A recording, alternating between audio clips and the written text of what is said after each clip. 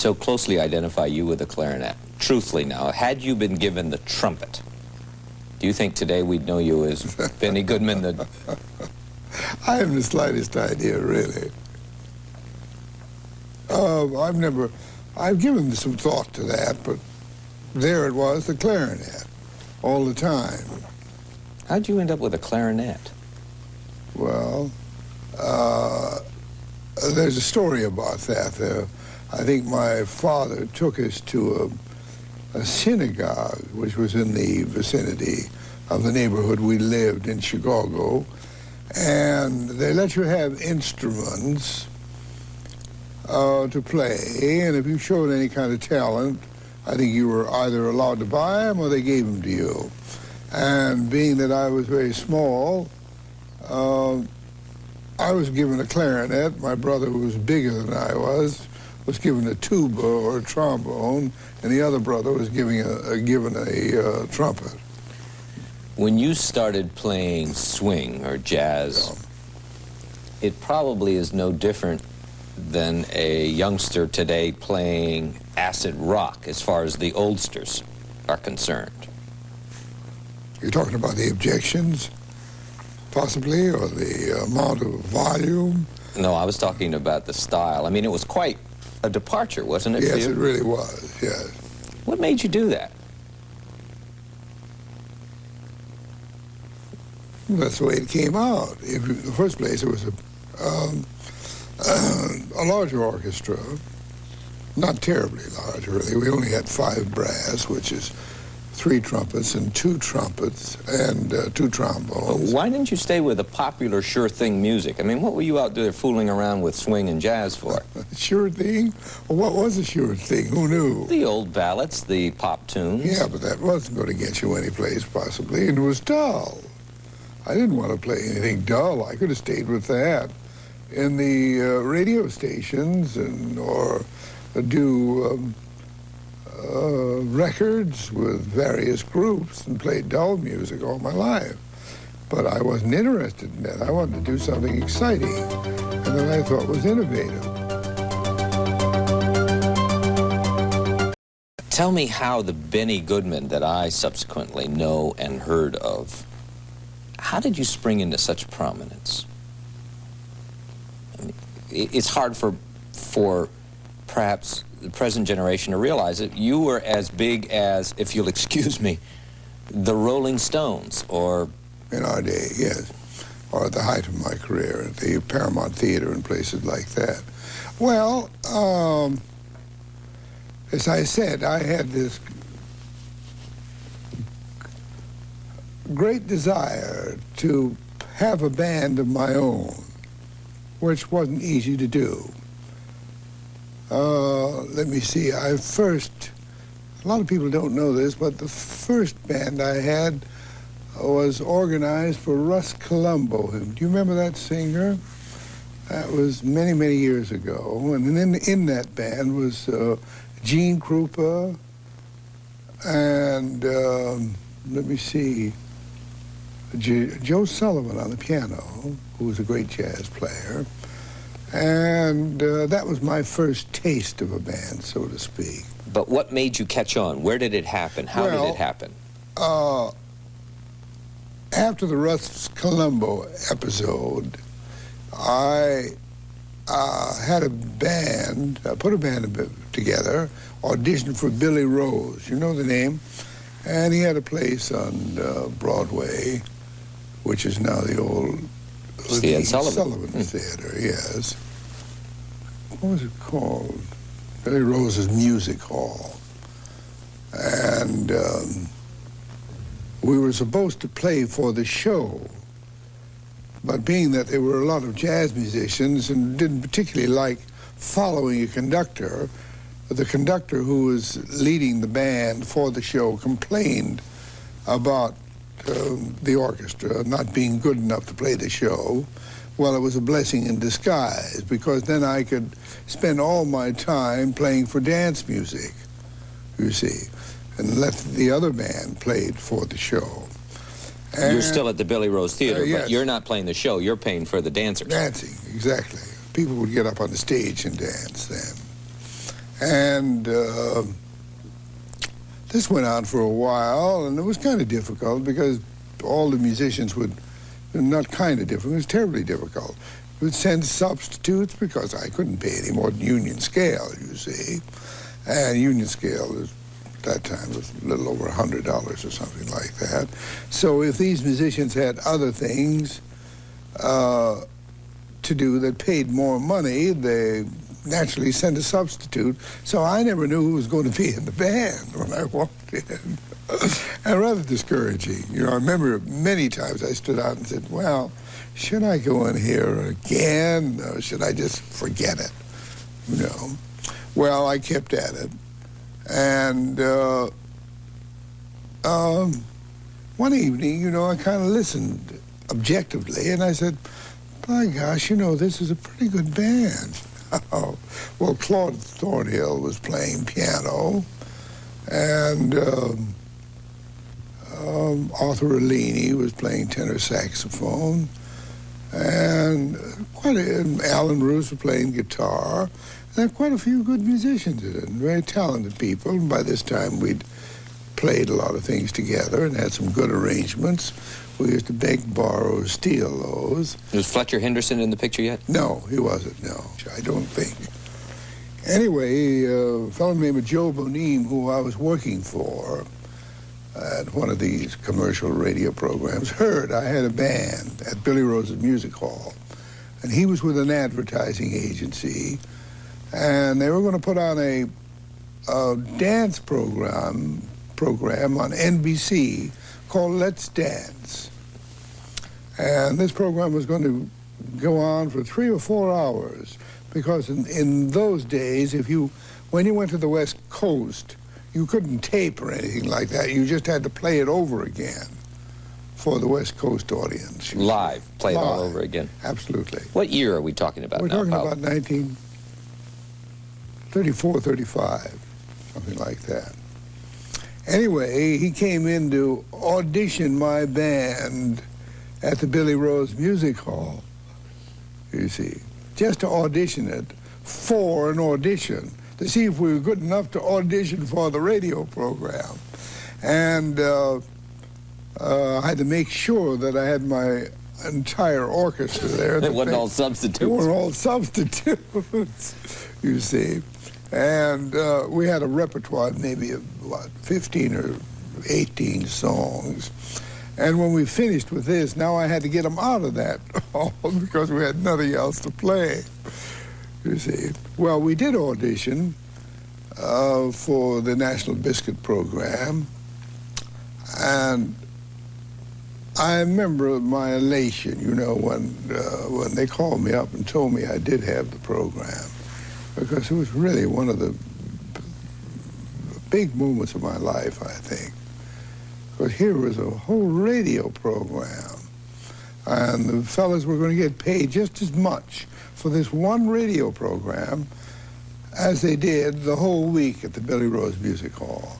But not only that, we had a public, and we had a fund or a salary for arrangements, and we could get arrangements made by people like Fletcher Henderson and so forth. Let me jump you now. Yeah. 2 or 3 years, we're back in New York, and by golly, Benny Goodman's playing jazz in Carnegie Hall, 1938. It's not such a big deal today. Not at all, no. But it's a milestone, isn't it? Then? Oh, yes. Yeah. Were you somewhat bemused? I notice your style is somewhat laid back. Were you bemused to become the Bobby Soxer idol? With kids screaming, shouting, and dancing in the aisles? Oh, yes, I always was. Did you like it? Well, I remember saying to myself at the Paramount Theater, when we couldn't even start to play, kind of all the Call it adulation. adulation and the noise that was going on, that I just sat there on the stage. And my attitude was, well, when you get through with your histrionics and adulation. with your show, we'll go on with ours. But I always thought anybody who took that terribly seriously was out of his mind. What would you tell him? Let's talk about, let's say Mick Jagger today. You've had the experience of being a Mick Jagger for nearly 50 years. What would you advise that young man? Well, I don't have to give him any advice. He knows exactly what to do. As a matter of fact, you know, I found this out last summer, that I sat in on a jam session with him about 20 years ago in London. Would you believe it? With some friends of mine. He was about 20 years old then. Oh, I guess so, Yeah, he's pushing 40. He reminded me about it. Did you remember him as a singer? No, as a not musician? at all, no. Let's stay with that for a moment. The Rolling Stones, for example, they haven't played together on a concert tour in 3 years. Yeah, that's right, yeah. And you used to play how often? I mean, it's a major difference, isn't it? How often yes. would you play, your band? Oh, we kept on going all the time. We played 365 days a year. No. Yes, or 360 days a year. How'd you do that? Well, that's a good question. Played one-nighters, and then if we played a steady engagement, you played at some place like the Pennsylvania Hotel for 3 or 4 months. One show night? No, you played the whole evening for dancing. We started at 7 o'clock at night and finished at 1 o'clock in the morning. And then you might have doubled at the Paramount Theater. And then you played 5 shows a day at the Paramount. 7 days a week. I don't think today's rock and roll kids would believe you. Probably, well, I don't know if they'd believe it. They wouldn't do it. So much for your triumphs. Let's dally for a moment on that Toscanini story. The public, I'm sure, doesn't know it. You were to play Rhapsody in Blue. The conductor was Yeah, Toscanini, yeah. Toscanini, and it was the symphony, NBC Symphony, was it? That's right, yeah. Tell me what happened. Well, I'll tell you what really happened. We had been playing a radio show from the same studio. It was called 8H in 30 Rockefeller Still Plaza. there? I guess it is. Been broken up and whatnot. And I looked on the stage, or walked into the stage, and there were all these chairs there. I don't know, about 80 or 90 chairs. So I said, well, who's been here? And I think it was somebody, Mr. Chotsinoff, who used to have something to do with NBC. And he said, well, the old man, meaning Toscanini's been here. He's been conducting. Oh, I said, really? What is he playing? And he said, whatever, he named a couple of things, and he's also playing the Rhapsody in Blue. I said, Rhapsody in Blue? And it's sort of jokingly, I said, how can he play that without me, see? And he called me a couple of days later, and he said, were you serious or joking about playing the Rhapsody in Blue with Mr. Toscanini? Well, I said, I guess I was kidding, but why do you ask? Well, he said he would like you to play it with him. I said, well, why not? Sure, I'll play it. Well, you know, there's only about 8 bars or something like that, or 16 bars at the beginning. But it's wonderful. How does that go in the beginning? I can't whistle. I can't sing it with the glissando. And so forth. And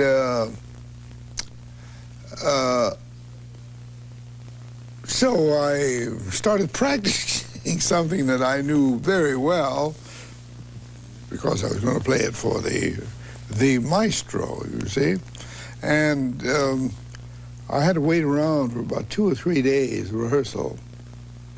He had a habit of keeping people waiting. That is Maestro Toscanini.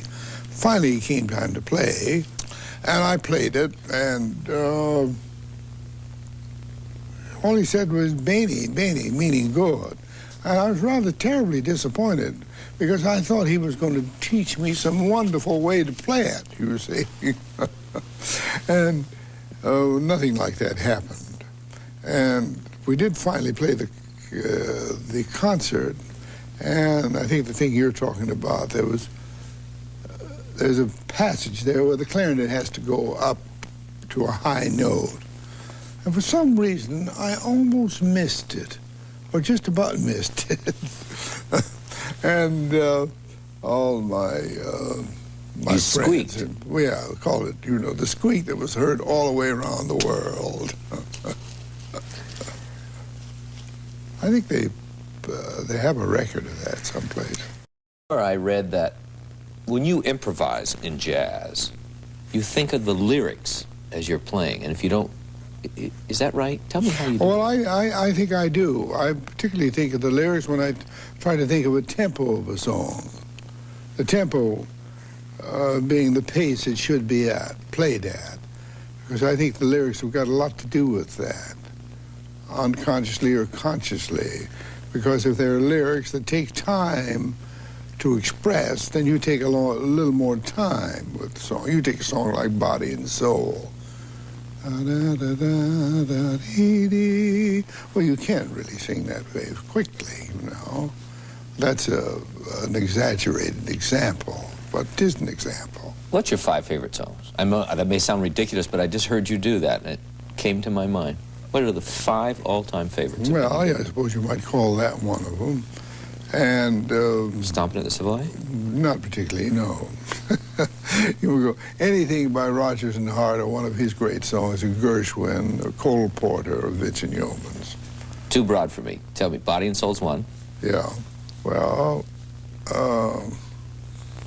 Cole Porter, just one of those things, maybe.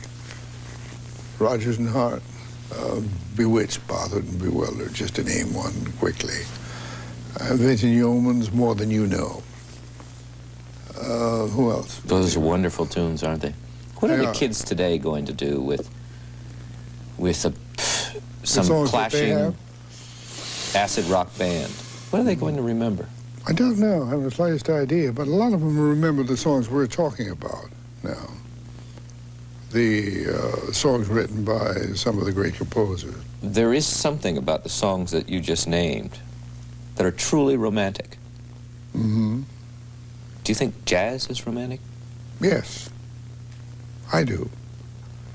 I think jazz is romantic. For some reason or other. You almost blushed when you said that. What? Well, because a lot of people don't think so. I think it is because good jazz is quite melodic, very melodic.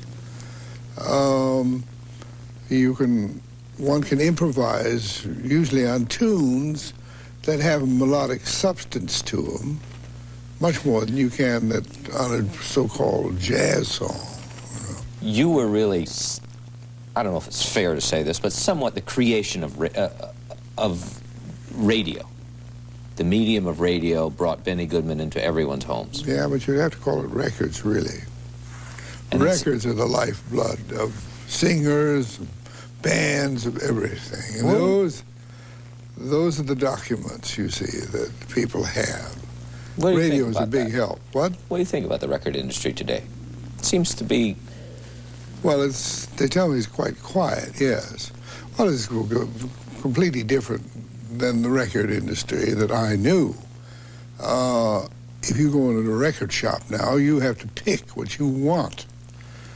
Most of the salesmen and sales ladies, whatever, they haven't any idea what they're selling, or they don't know of odd, great records around in the shop itself, or versions of tunes. How many records did you have to sell to be considered a hit? Then or now? Then. Well, I don't know.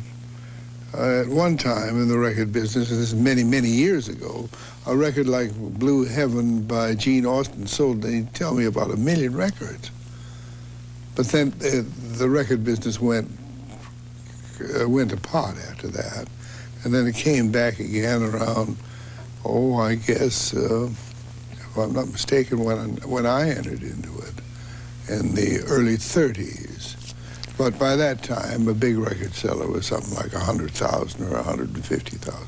Today, that would probably be considered a money loser. Well, probably, yes.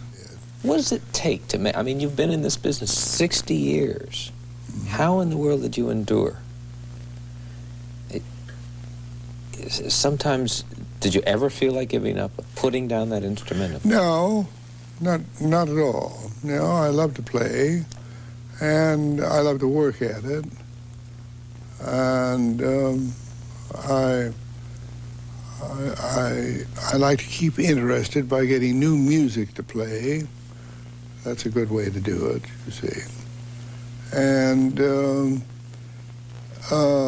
I think you have to have some kind of a goal all the time, whatever it is, to keep you going, one going. And another thing you need that you sometimes lose, that you need vitality if you're going to do new pieces similar to a Bartok piece or a Hindemith piece or something like that. You need an awful lot of vitality, and that's why it's always good to keep up with the younger people. Finally, talking about the younger people, they should be keeping up with you. What advice, beyond the cliche of early to bed, early to rise, work hard, to really make it as a musician? What does it take? Well, you know, I remember vividly, I remember Glenn Miller asking me that question once. He said, what do you do to get along in this business? You know, I'm breaking my neck, and it was someplace down south, I forget where it was, and I'd already made it a little bit. And I said, look, I can't tell you exactly what to do, Glenn, but don't quit.